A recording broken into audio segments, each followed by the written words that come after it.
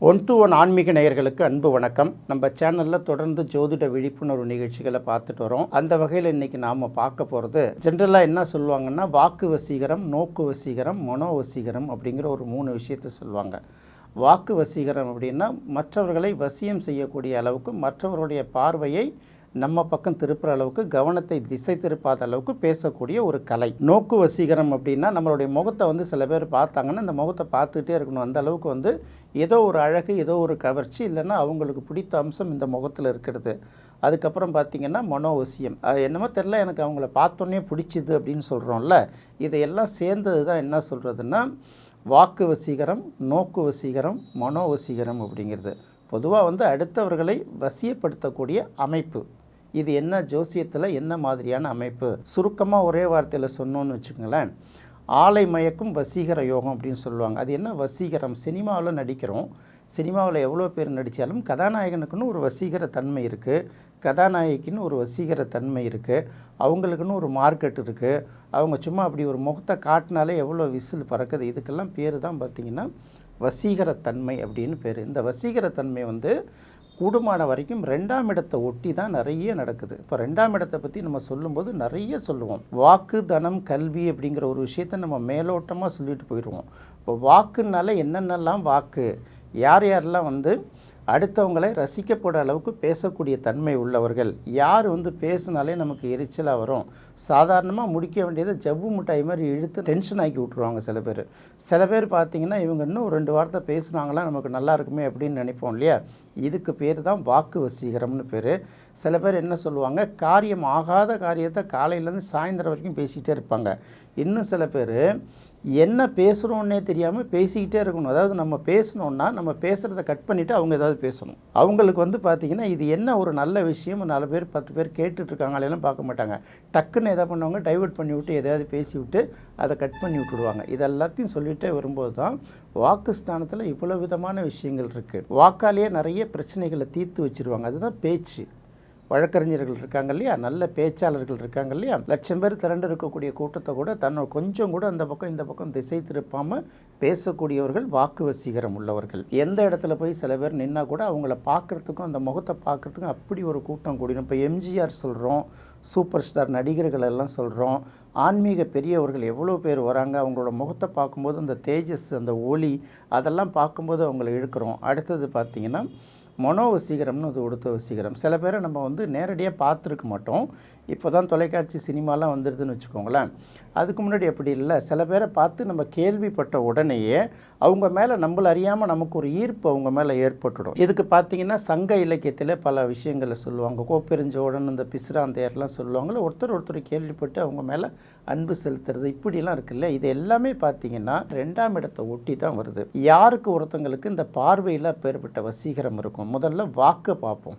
வாக்கு அப்படிங்கிறது பார்த்திங்கன்னா வாக்குஸ்தானத்தில் நல்ல கிரகங்கள் இருக்கணும். முதல்ல இந்த வாக்குஸ்தானத்தில் இருக்கக்கூடிய கிரகங்கள்ங்கிறது சுப கிரகங்களாக இருக்கிறது ரொம்ப சிறப்பு அப்படின்னு சொல்லுவாங்க. சுப கிரகங்களாக இருந்தால் கூட பகை பெற்று இருக்கக்கூடாது. அது ஃபஸ்ட்டு ஒரு ஏரியா. அடுத்தது 5ஆம் இடம் அப்படின்னு ஒன்று இருக்குது. 5ஆம் இடம் அப்படிங்கிறது தான் பார்த்திங்கன்னா 2ஆம் இடம் வாக்கு, 5ஆம் இடம் சிந்தனை.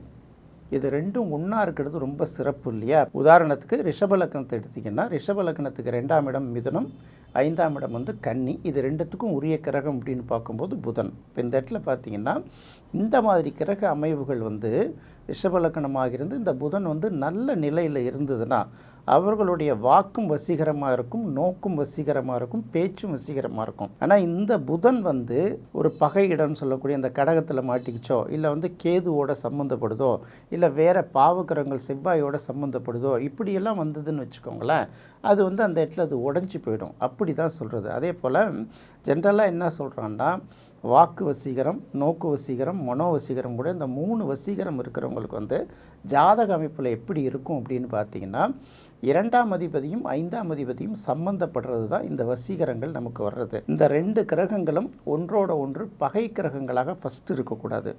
இந்த 2 பகை கிரகங்கள் இல்லாத பட்சத்தில் 2ம் பரிவர்த்தனையாக இருக்கலாம், சேர்ந்து சேர்ந்து பகை வீட்லேயோ பாதக வீட்லேயோ இல்லை 6, 8, 12 போன்ற நெகட்டிவ் ஸ்தானங்கள்லையோ இல்லாமல் இருந்தாலே அவர்களுக்கு அந்த விஷயம் கிடைச்சிடுது. சில பேர் பார்த்திங்கன்னா சாதாரணமாக நின்று பேசிகிட்டு இருந்தாங்கனால நம்ம வந்து அப்படியே நம்ம முன்பின் தெரியாதவர்கள கூட பேசுவோம். சில பேர் பார்த்திங்கன்னா நமக்கு முன்பின் அறிமுகமே இல்லாத ஒரு நாள் இப்படி ஓரமாக போகிறப்போ ஒரு கடையில் டீ குடிச்சிருப்போம். அந்த இடம் வர்றப்பெல்லாம் அந்த ஞாபகம் வரும், அங்கே போய் பார்த்து பேசிட்டு வருவோம். சில பேரை பார்த்தாலே நமக்கு கோபம் வரும்.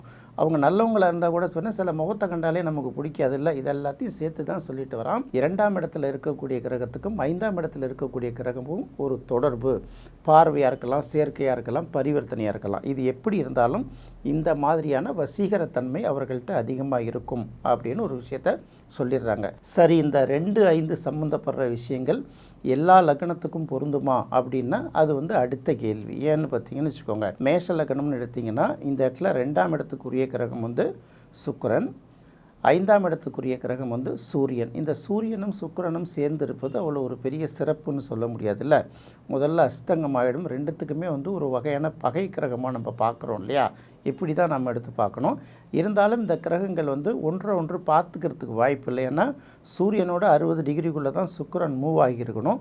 இதெல்லாம் மனசில் வச்சு தான் என்ன பண்ணுவாங்க, இது மேஷ லக்கணத்துக்கு பெரிய இதை நம்ம வந்து எடுக்க முடியாது. அடுத்தது ரிஷப லக்கணத்துக்கு எடுக்கும்போது புதன், 2க்கு உரிய கிரகமும் புதன் தான், 5க்கு உரிய கிரகமும் புதன் தான். இந்த புதன் வந்து பகை வீடு அப்படின்னு சொல்லக்கூடிய இந்த கடகத்தில் இல்லாமல் இருக்கலாம், மற்ற இடங்களில் நீச்சம் அந்த மாதிரி சில விஷயங்கள் இல்லாமல் இருக்கணும். இதோட பாவ கிரகங்களுடைய தொடர்பு இல்லாமல் இருக்கணும். ஏன்னா புதனுக்கு வந்து செவ்வாயோட தொடர்பு இல்லாமல் இருக்கணும், கேது ராகுக்களோட தொடர்பு இல்லாமல் இருக்கிற வரையில் இந்த ஒரு வசீகரத்தன்மை இருக்கும். இதையும் மீறி சில வசீகரத்தன்மை இருக்கிற மாதிரி காமிச்சுப்போங்க, பின்னாடி ஒரிஜினல் கொஞ்சம் நாள் கழிச்சு இந்த சாயம் வெளுத்துடுங்கிற மாதிரி செலுத்து போயிடும். அதனால் பொதுவாக நிரந்தரமாக இருக்கிறத பற்றி தான் நாம் பேசிகிட்டு இருக்கோம். அடுத்தது மிதுன லக்னம் அப்படின்னு எடுக்கும்போது மிதுன லக்னத்துக்கு 2ஆம் இடத்துக்குரிய கிரகம் வந்து சந்திரன், 5ஆம் இடத்துக்குரிய கிரகம் வந்து சுக்கிரன். பொதுவாக வந்து சந்திரன் சுக்கிரன் சேர்க்கையே வந்து நமக்கு தெரியும், இதுக்கு பேரே வசீகரம் தான். ஆணாக இருந்தால் பெண்ணை வந்து வசீகரப்படுத்திடும், பெண்ணாக இருந்தால் ஆணை வசீகரப்படுத்திடும். அதனால் அவர்களுக்கு நல்ல பேரும் கிடைக்கும், சில நேரங்களில் ரொம்ப கெட்ட பேரும் கிடைக்கும். அதுக்கு அடுத்தது கடக லக்னம் அப்படின்னு பார்க்கும்போது கடக லக்னத்துக்கு 2ஆம் இடத்துக்கு உரிய கிரகம் வந்து சூரியன், 5ஆம் இடத்துக்கு உரிய கிரகம் வந்து செவ்வாய். இந்த சூரியனும் செவ்வாயும் சேர்ந்து ஒரே இடத்துல இருந்தால் நல்ல பலனை கிடைக்காது. ஏன்னா அது வேறு மாதிரி சிக்கலை கொடுத்துரும், 2 நெருப்பு கிரகம் அப்படின்னு சொல்கிறதுனால. இது ஒன்று கிரகங்கள் பார்த்துக்கிட்டு இருந்தால் அதிகார பதவியில் இருந்து எல்லாரும் இருக்கிறவர்களாக இருக்கக்கூடிய வாய்ப்பு அவர்களுக்கு கிடைக்கும். அது தனியார் துறையா இல்லை அரசாங்கத்துறையாங்கிறதெல்லாம் வேறு விஷயம். ஒரு உயர் பொறுப்பில் இருந்துக்கிட்டு இருப்பாங்க, ரொம்ப நல்ல மனிதர்களாக இருப்பாங்க. அவங்க சொன்னாங்கன்னா மறுப்பே பேச முடியாத அளவுக்கு நம்ம உடனே நம்மள அறியாமல் எக்ஸிக்யூட் பண்ண ஆரம்பிச்சிடுவோம்ல, அந்த மாதிரி தன்மை வந்து அவர்களுக்கு இருக்கும். அதுக்கு அடுத்தது பார்க்கும்போது சிம்மம். சிம்மத்துக்கு 2ஆம் இடம் வந்து கன்னிக்குரிய கிரகம் புதன். அதுக்கப்புறம் சிம்மத்துக்கு 5ஆம் இடம் அப்படின்னு பார்க்கும்போது அது வந்து தனுசு, அதற்குரிய கிரகம் வந்து குரு. புதனும் குருவும் நேர் எதிரெதிர் பகை கிரகங்களாக இருந்தால் கூட சில நேரங்களில் பகை இடங்கள், நீச்ச இடங்கள், பாதகஸ்தானங்களில் இல்லாமல் ஒரு நல்ல நிலையில் 2 கிரகங்களும் சம்மந்தப்படும் போது சிம்ம லக்கணத்துக்கு ஓரளவு அந்த வசீகரத்தன்மை கிடைக்கும். அதுக்கப்புறம் பார்த்திங்கன்னா கன்னியா லக்னம். கன்னியா லக்னத்துக்கு பார்க்கும்போது 2ஆம் இடம் அப்படின்னு பார்க்கும்போது சுக்கிரன், 5ஆம் இடம் அப்படின்னு பார்க்கும்போது சனி. பொதுவாக சுக்கிரன் சனி எங்கே சேர்ந்துருந்தாலும் அது வந்து ஒரு ஈர்ப்பு தன்மை கொடுக்குறதா தான் இருக்கும். ஏதாவது ஒரு வகையில் எதுவுமே இல்லாட்டி கூட கஷ்ட நஷ்டங்கள்லாம் போய் தேடி பிடிச்சி பண உதவி செஞ்சுட்டு கூட அவங்க நம்ம இஷ்டத்துக்கு நம்ம ரூட்டில் கொண்டு வந்துடுவாங்க. அது ஒரு வசீகர தன்மை தான். 2 பகை கிரகங்கள் இல்லை. 8ஆம் இடத்துல இருந்தால் கூட யோகத்தை தான் கொடுக்குமே தவிர மைனஸை கொடுக்காதுங்கிறத தெரிஞ்சுக்கலாம். அடுத்தது பார்க்கும்போது விருச்சிகம். விருச்சிகத்துக்கு 2ஆம் இடத்துக்குரிய கிரகமும் குரு தான், 5ஆம் இடத்துக்குரிய கிரகமும் குரு தான். இது பாதகஸ்தானத்தில் இல்லாமல் நீச்சம் இடம் பெற்று இல்லாமல் நல்ல இடங்கள் இருந்ததுன்னா நல்ல பலனை கொடுக்குங்கிறத மட்டும், இது ஒரு வசீகரத்தன்மையை கொடுக்குங்கிறதும் எந்த விதமான சந்தேகம் இல்லை. அடுத்து தனுசு ராசி அப்படின்னு பார்க்கும்போது தனுசு ராசிக்கு 2ஆம் இடத்துக்குரிய கிரகம் வந்து சனி, 5ஆம் இடத்துக்குரிய கிரகம் வந்து செவ்வாய். இது ரெண்டும் ஒன்றோட ஒன்று சம்மந்தப்பட்டால் சரி வராது இல்லையா. அதனால் இந்த இடத்துல பெருசாக எடுத்துக்க முடியாது. எப்படி இருந்தாலும் இந்த 2 கிரகம் பார்வையிலையும் சேர்க்கையிலையும் ஒன்று சேராமல் இருக்கிறதே நல்லது. அதுக்கு மற்ற விஷயங்கள் வந்து இதுக்கு ஆல்டர்னேட்டிவாக சில விஷயங்கள் கிடைக்கும். அடுத்தது பார்த்திங்கன்னா மகரம். மகரத்துக்கு 2ஆம் இடம் அப்படின்னு பார்க்கும்போது அது வந்து சனி, 5ஆம் இடம் அப்படின்னு பார்க்கும்போது சுக்கிரனுங்கிறதுனால இந்த சனி சுக்கிரன் பார்வை சேர்க்கை வந்து எப்போதுமே நல்ல விஷயத்தை தான் கொடுக்குங்கிறதுனால இதுக்கு ஒரு வசீகரத்தன்மை எங்கே வேணாலும் இருக்கலாம்.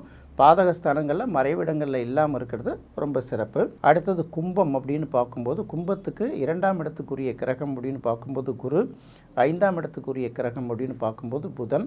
பொதுவாக அந்த குரு புதன் சேர்க்கை வந்து நல்ல விஷயங்களை எடுத்துக்கக்கூடியது. சில லக்கணங்களுக்கு சில இடங்களில் மட்டும் ஒரு நல்ல பலனை கொடுக்குது.